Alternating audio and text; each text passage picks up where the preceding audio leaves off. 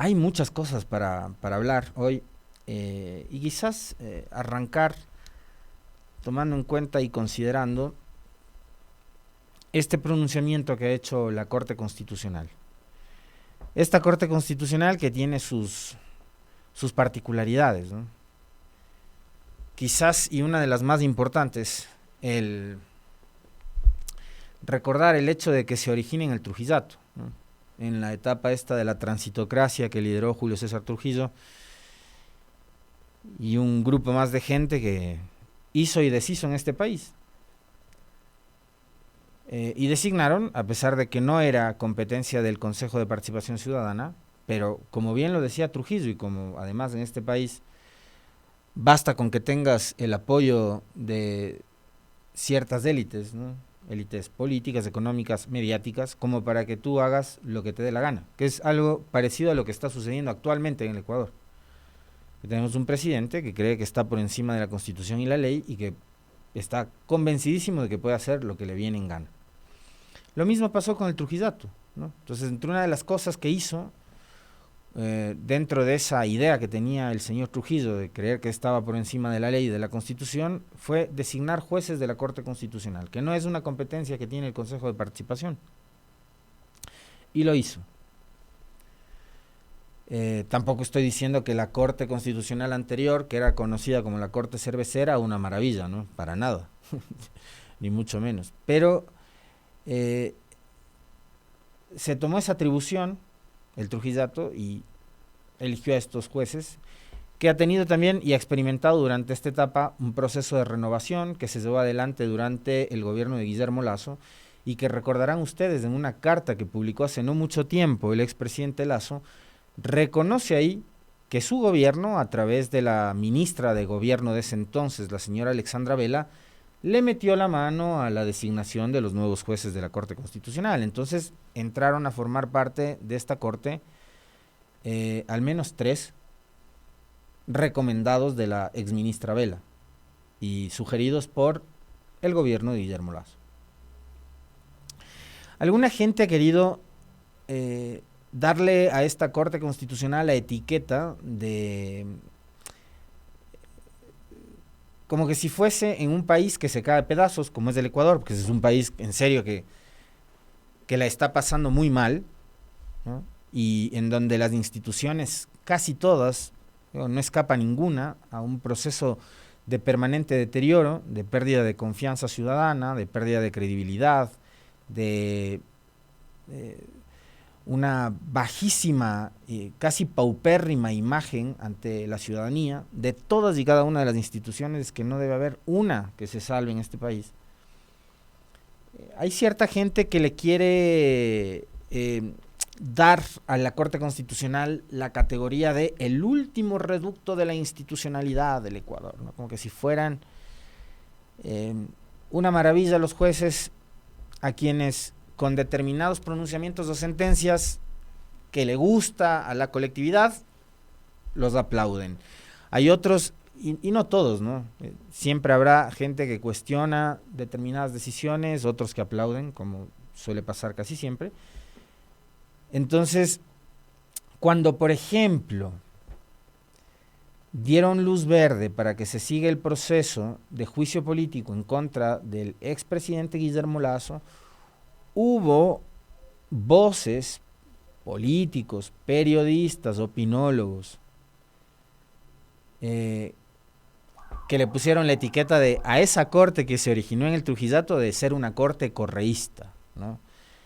Y como tenían ciertos integrantes con una identidad política más del centro hacia la izquierda, también, ¿no? Corte correísta. Y así, ¿no? Porque además parecería que en este país la vara con la que se mide absolutamente todo es esa, la del qué tan correísta o qué tan anticorreísta eres, ¿no? Esa parece ser la vara y la regla con la que se mide absolutamente todo en este país.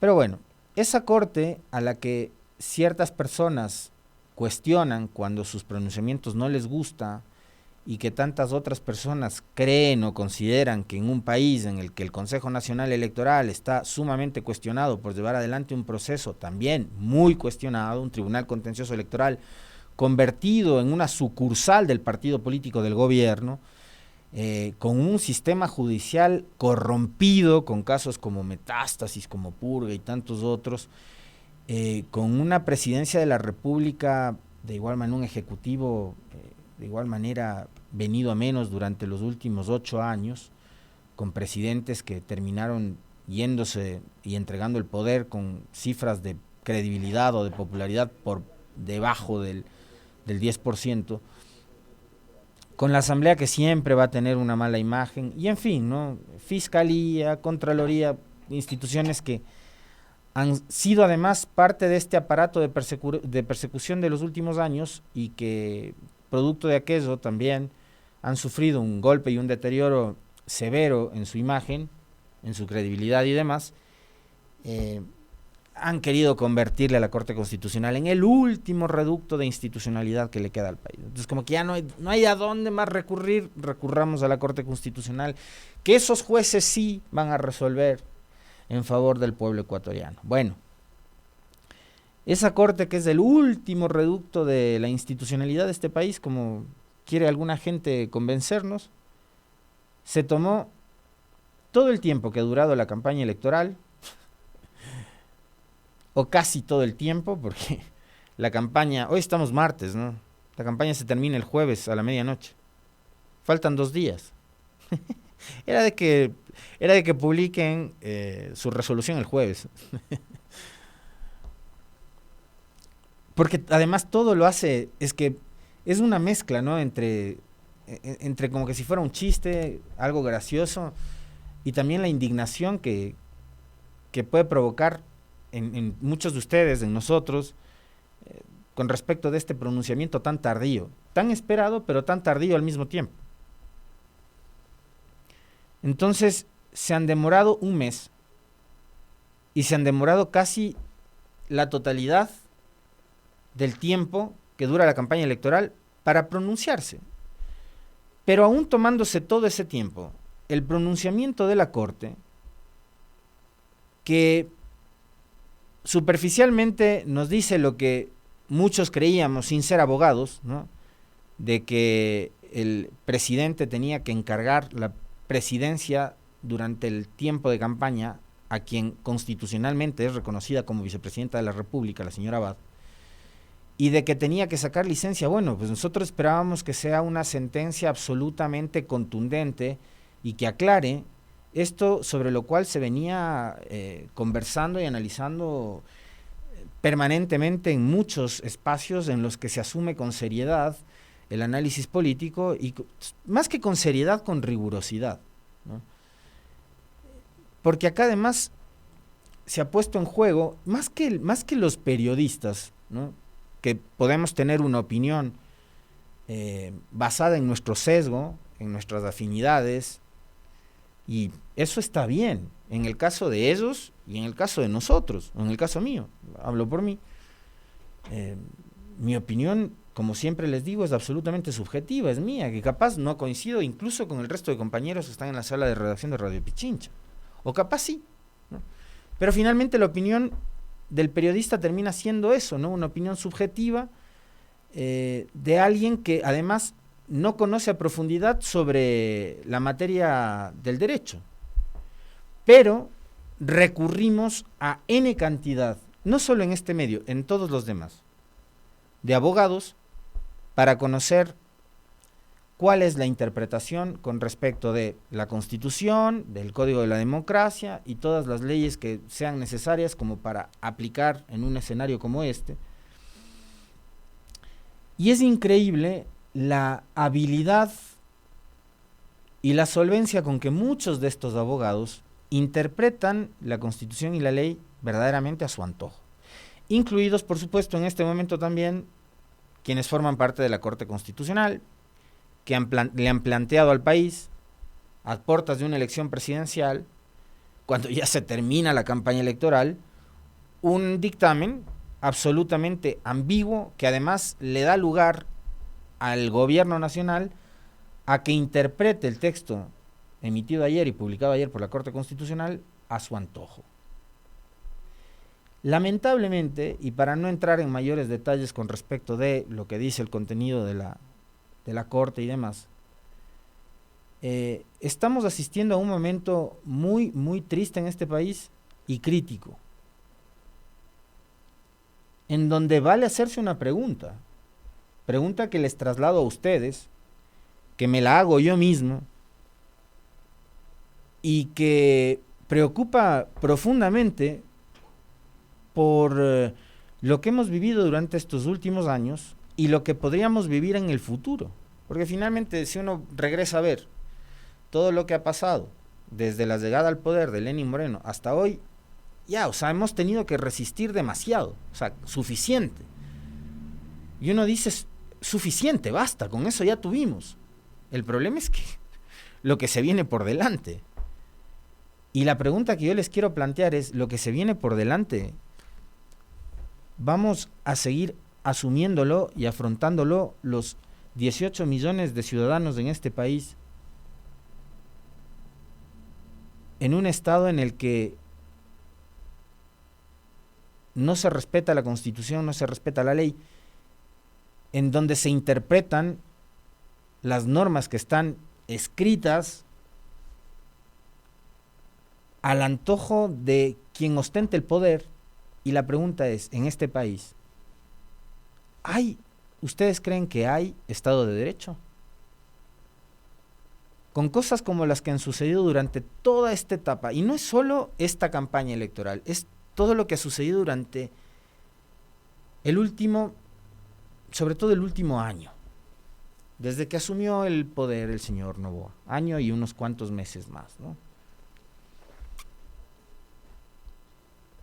En donde ha hecho, por ejemplo, con la figura de Verónica Abad, su vicepresidenta, elegida por él para la campaña electoral del 2023, lo que ha querido. Y hoy todavía, a pesar de lo que dice ese ambiguo texto de la Corte Constitucional,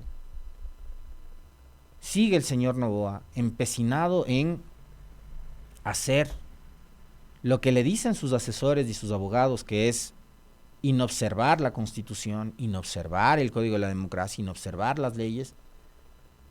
A uno le hace en serio creer, pensar, de que en este país simplemente no hay Estado de Derecho, de que no se respeta la Constitución. Y esto es realmente preocupante porque quien da ese mal ejemplo no es un ciudadano cualquiera, no es un común mortal como pueden ser ustedes o como puedo ser yo, es el presidente de la República.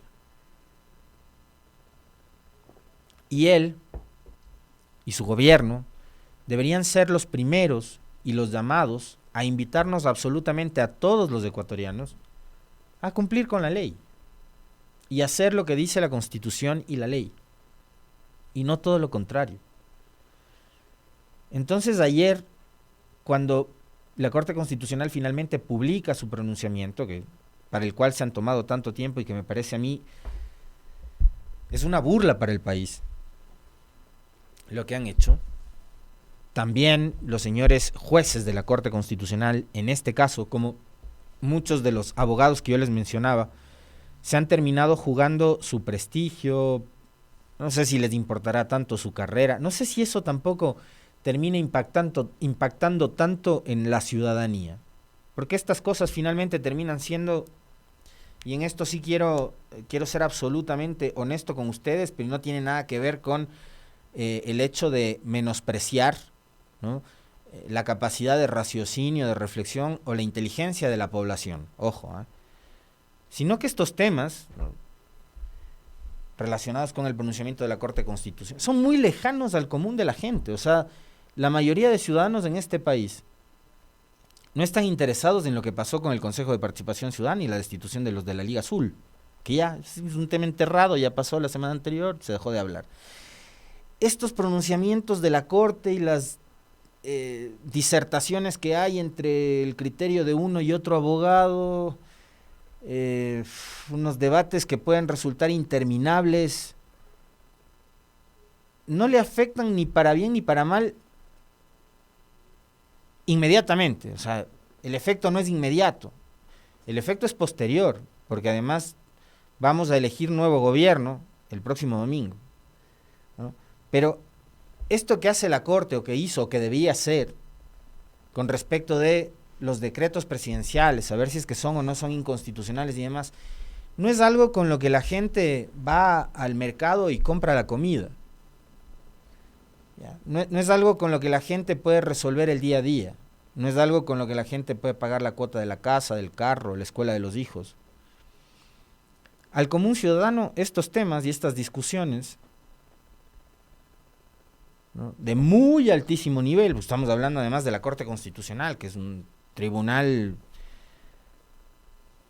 de supuestamente elevadísimo nivel intelectual, sus interpretaciones son constitucionales, ¿no?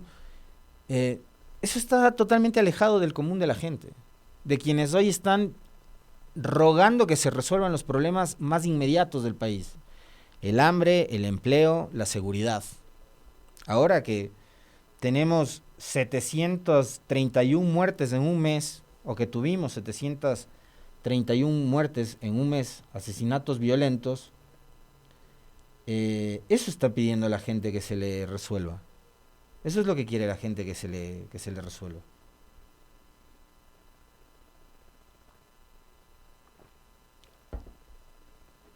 Y eso está muy lejano, ¿no?, de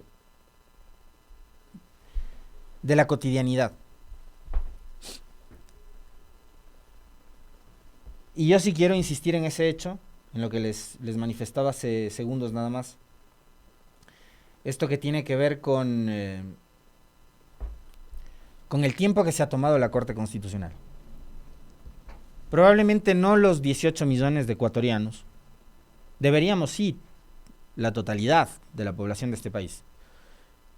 Pero seguramente muchos estuvimos y estaban pendientes y expectantes de lo que resuelva la Corte. Y esa Corte, insisto una vez más, creo que por la coyuntura, por lo que está atravesando este país en estos momentos, le queda debiendo al Ecuador. Le queda debiendo, y mucho, más allá de por lo ambiguo que termina siendo su pronunciamiento, por el tiempo que se tomaron, por cómo calcularon los tiempos, por cómo empezaron a correr también esos rumores de pasillo que yo les comentaba hace algunos días atrás, de que hubo jueces que estaban dando su opinión y criterio con respecto de qué tan conveniente es dar su pronunciamiento en los días previos, porque eso podría interferir en el proceso electoral. Bueno, el silencio que han guardado durante un mes y todo el tiempo que se han tomado durante un mes también interfirió en el proceso electoral, porque tuvimos a un presidente que no se vio obligado a tomar licencia, y habrá que ver también cómo interpreta el gobierno todo este pronunciamiento de la Corte Constitucional para ver si es que en la segunda vuelta el señor Noboa se ve obligado a sacar licencia o no. Porque como la Corte Constitucional simplemente ha decidido mirar para otro lado y no plantear, por ejemplo, la obligatoriedad de la licencia y la obligatoriedad de que encargue la presidencia a la señora Abad, segurísimo estoy de que el señor Noboa, en la segunda vuelta, durante la campaña, si es que hay segunda vuelta, optará por hacer lo que le da la gana, que es lo que ha hecho durante este tiempo. Entonces, el silencio de la Corte Constitucional, que puede entenderse también con complicidad o miedo, porque también puede ser que por muy herrerías que sean, por muy nuques que sean, por muy corral que sean, todos los jueces de la Corte Constitucional, como muchos otros en este país, como pasa también en la función electoral, como pasa en determinados juzgados de este país, cuando les llega un caso que tiene que ver con el señor Noboa, terminan haciéndose en los pantalones. Y el señor de la Gasca nos ha dado un mensaje, ¿no?, de cómo ha interpretado el gobierno este pronunciamiento de la Corte, que no es que no saben leer, es que se saben todopoderosos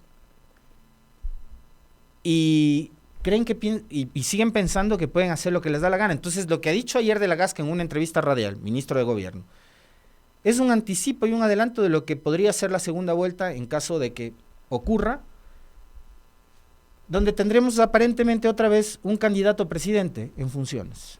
Escuchemos la de la Gasca. Pensar o hacer pensar a la ciudadanía que esto puede llegar o va a llegar a una segunda vuelta electoral. Y segundo, lo que nosotros siempre hemos dicho, permítame. Ya la Corte le ha dicho. Permítame, no.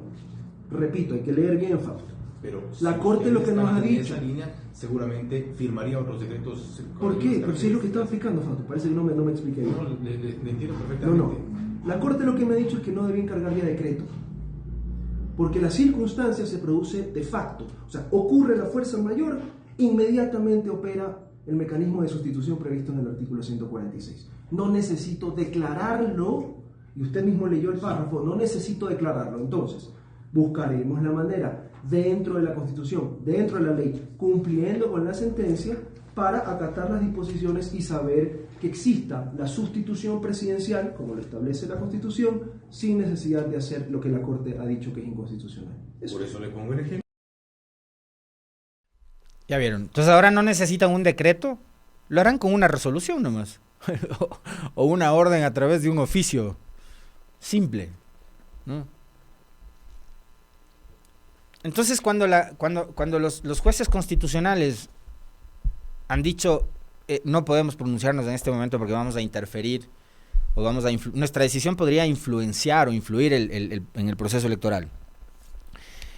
Ese silencio también ha hecho que influyan en el proceso electoral, porque durante esta época de campaña, el presidente Noboa, por ejemplo, decidió demagógica y politiqueramente eliminar el IVA a los alimentos de mascotas en medio de una campaña electoral. Es una medida electorera, clientelar. Le redujo el IVA a los alimentos de mascotas. Eso no puede hacer ningún otro de los candidatos. Durante este tiempo ha hecho una serie de anuncios, el presidente, incluido la captura de no sé cuántos delincuentes, sobre los cuales, por cierto, durante este fin de semana, sobre los cuales se ha dicho que estaban preparando un atentado y que ese atentado no estaba direccionado a Noboa, sino a una candidata mujer en la provincia de Manabí, y quien estuvo en Chone durante los días anteriores fue justamente Luisa González. Y eso tendrán que aclarar las autoridades, ¿no? ¿Qué tipo de información tienen con respecto de la planificación de este atentado, que lo han denunciado en un medio digital y entiendo también a través de sus redes sociales del exministro del Interior, José Serrano? Entonces anunciaba la captura de no sé cuántos delincuentes a través de sus redes sociales Daniel Noboa, presidente en funciones, durante el tiempo que sacó permiso para hacer campaña, porque ese anuncio lo hizo el fin de semana. Y él anunciaba, ¿no?, la captura de una serie de delincuentes en Manabí. Ha anunciado la posibilidad de llegar a un acuerdo comercial con Canadá, también en las últimas horas. ¿Lo ha hecho el presidente o el candidato? Entonces, esas cosas no pueden hacer el resto de candidatos. Esas cosas no puede hacer Tabaqui, esas cosas no puede hacer Kronfle, esas cosas no puede hacer Andrea González, no puede hacer Pedro Granja, Leonidas Issa, Carlos Rabascal, Jorge Escala, Iván Saquicela o Luisa González. Ninguno de los otros candidatos inscritos en la elección pueden tomar este tipo de decisiones y pueden hacer este tipo de anuncios, y eso le pone a Noboa en una posición de ventaja.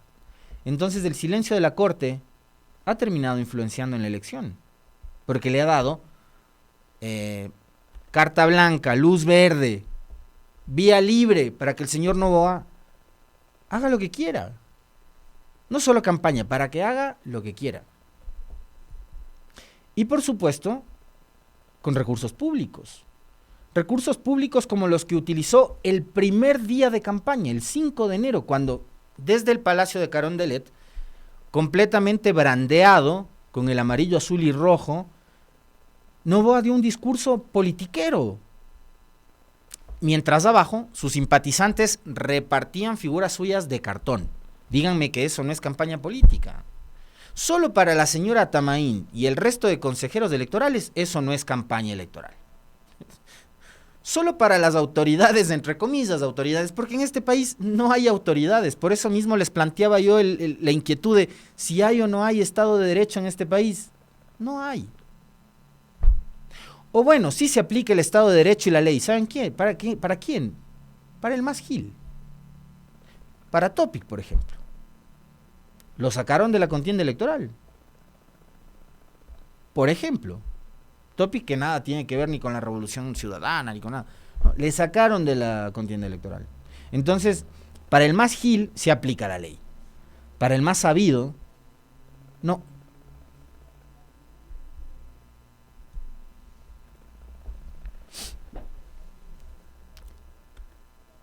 Entonces, ese silencio cómplice de la Corte Constitucional le ha permitido al presidente en las últimas horas tomar una serie de decisiones que además no sabemos ni siquiera en qué radican, sino es entrar en un juego al que de paso nadie le ha invitado.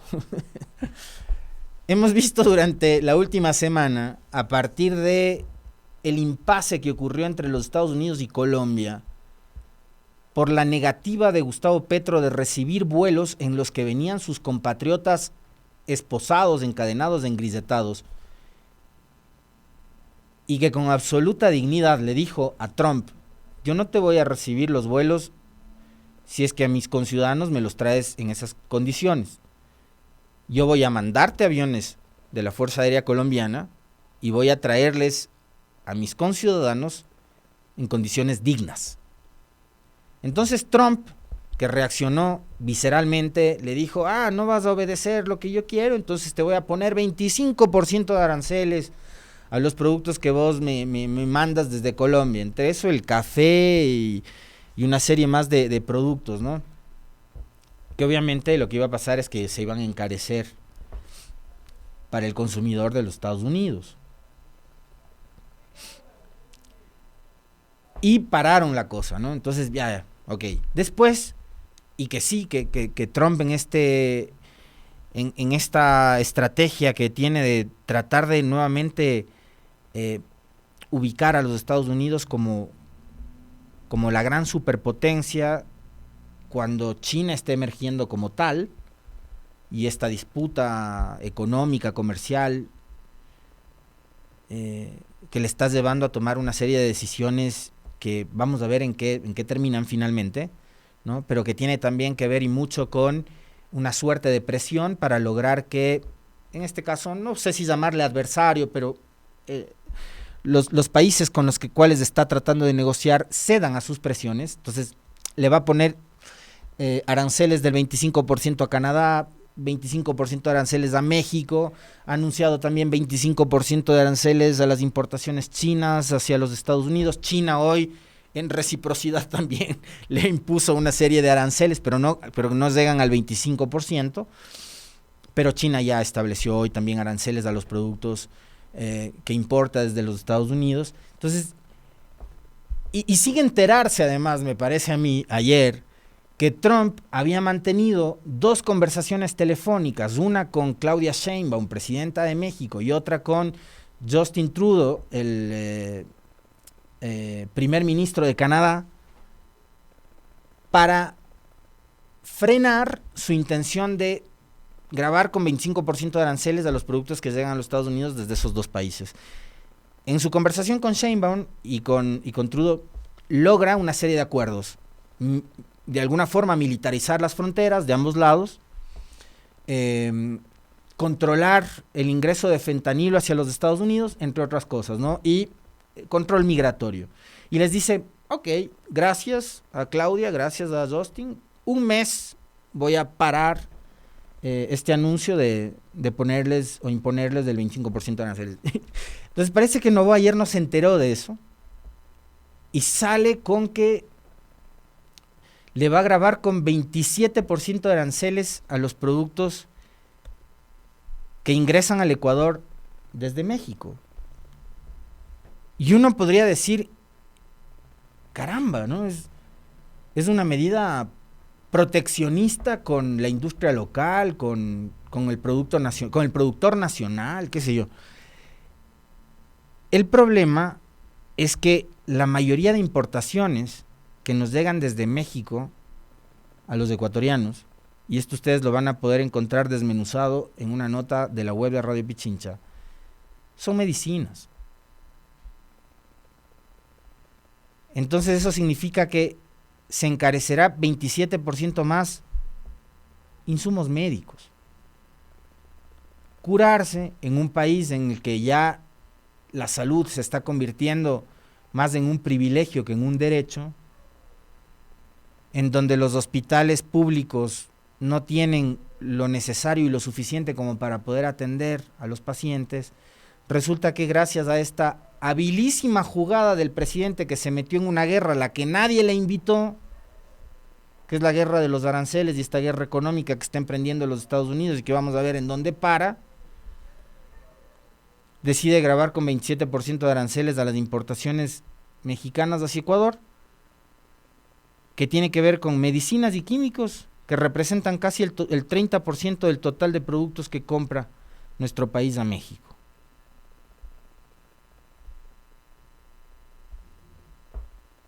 Por otro lado, y un anuncio que ya se nos va terminando el tiempo, pero no quiero dejar de mencionar este asunto. Otro anuncio que hace el presidente candidato o candidato presidente. Ayer, 14 horas con 55 minutos. Que a nadie debería sorprenderle además, porque estamos viviendo guerra interna, ¿no? Conflicto armado interno, guerra interna. Aquí tenemos militarizado todo, ¿no? Hubo el relajo de las hidroeléctricas, militarizadas las cárceles.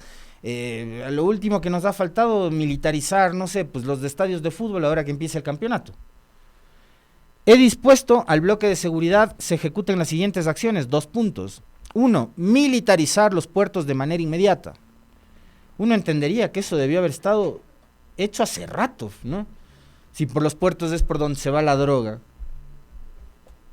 O sea, recién se te ocurre militarizar los puertos. Parece una barbaridad o una irresponsabilidad, de paso. Y 2, reforzar la presencia militar en la frontera norte y sur del país, ante los intentos de desestabilización de grupos armados desde el sábado 8 hasta el lunes 10 de febrero. Las fronteras permanecerán cerradas. ¿Cuáles son, digamos, los informes de inteligencia con los que cuenta el gobierno como para tomar estas decisiones? Porque hay algo que a mí me llama la atención. Esta decisión, que tiene que ver más con lo político que con lo logístico o relacionado con la seguridad, ¿ya? Es un anuncio grandilocuente, ¿no? Militariza los puertos, militariza las fronteras. A ver, las fronteras debieron estar militarizadas hace mucho tiempo atrás. Porque, ¿por dónde ingresa la droga de Colombia al Ecuador? ¿Eso qué significa? ¿Que las fronteras durante todo este tiempo estuvieron desprotegidas? Por un lado. Entonces, estás haciendo lo obvio, militarizar los puertos, que es de donde sale la droga. Estás haciendo lo obvio, militarizas la frontera, que es por donde entra la droga. Eso debiste hacer hace rato, Daniel. Pero preferiste poner militares en las hidroeléctricas. ¿Qué pensabas? ¿Que el correísmo se iba a robar el agua? ¿O en serio te creíste el cuento de Roberto Isurieta de que Correa se llevó en baldes del agua de Mazar?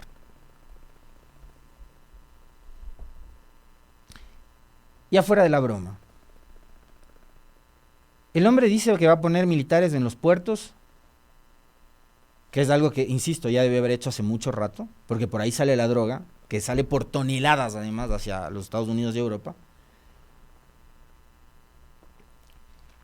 y que va a militarizar o va a reforzar la seguridad en las fronteras, cuando eso debieron haber hecho hace rato, ¿no? Entonces, ¿qué significa? ¿Que no había protección en las fronteras?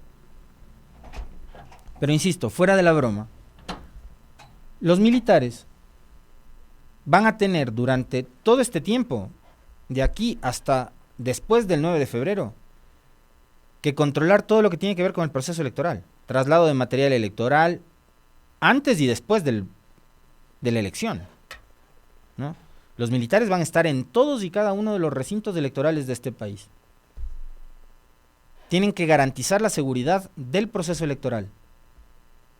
Los militares están en las cárceles, los militares están en las hidroeléctricas, los militares están en todo lado, ya les insisto, solo falta que pongan militares, no sé, afuera de las discotecas los viernes. ¿tienen el personal suficiente como para hacer lo que anuncia Noboa? Les quiero compartir de paso el criterio y la opinión que un especialista en temas de seguridad tiene con respecto de este anuncio del señor Noboa. Recurro nuevamente al general Luis Altamirano, ex comandante general del Ejército. El uso electorero de la seguridad es el reflejo de la inmadurez de Daniel Noboa o de las estrategias de su millonaria campaña. Las cifras de cierre de 2024 son negativas. Si bien hubo una disminución de la tasa de homicidios, los secuestros y extorsiones se dispararon. Ni una sola plaza de trabajo se ha creado. Apenas se perdieron 250.000 de trabajos en 2024. A esto se suma el aplauso indolente de la deportación masiva de migrantes, cuando en su año de gobierno 94.800 ecuatorianos migraron en busca de un futuro que no encuentran en el país. Un presidente debe generar confianza, buscar unidad nacional y ser el primer ciudadano en cumplir la ley, incluyendo el pago de impuestos. Esto lo dice un general del ejército, un ex comandante del ejército.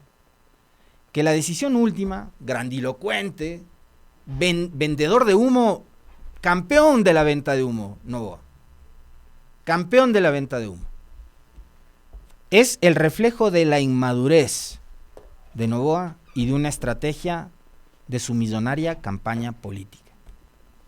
No es más que eso. Lo del anuncio de militarizar los puertos y militarizar las fronteras, es eso, es el reflejo de la inmadurez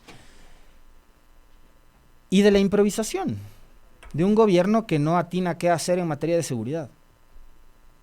Mientras enero cerramos con 731 muertes violentas.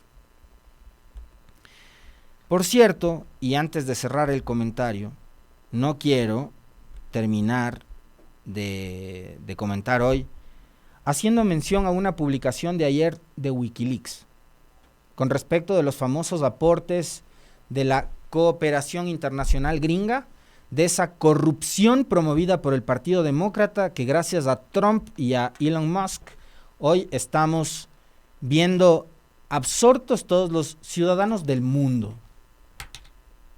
Nunca hubiéramos llegado a saber todo esto si es que no era por Trump y por Musk. Ya sabrán ellos qué intereses tienen de fondo, pero a nosotros lo que nos interesa son las revelaciones. Wikileaks publicó ayer que la NED pagó al menos $65,000 al periodista corrupto Fernando Villavicencio, quien inventó una historia de primera plana afirmando que Julian Assange se reunió en secreto con el jefe de campaña de Trump, Paul Manafort, en la embajada. La información falsa coincidió con las acciones de la CIA contra Assange y se utilizó como base para órdenes de arresto y presiones diplomáticas sobre Ecuador, lo que finalmente condujo al arresto de Julian Assange aquel 11 de abril de 2019, gobierno de Lenín Moreno. Todo esto además en complicidad con el gobierno de Lenín Moreno, donde estas ONGs también hacían lo que les daba la gana en el país, ¿no? Así que Fernando Villavicencio, a quien le costaba muchísimo en entrevistas y con una sonrisita medio sarcástica, irónica, sus panas de esa época, los Vivanco, etcétera, cuando le preguntaban, oye, ¿y quién te financia tus investigaciones? ¿Y quién te paga por las investigaciones? Y él se reía, ¿no? Siempre con un trago en la mano, porque así eran las entrevistas con Vivanco. Y decía, tengo unos amiguitos de por ahí. Bueno, ahora sabemos que esos amiguitos eran los de la NED y los de la USAID, que le pagaban $65,000 por publicación.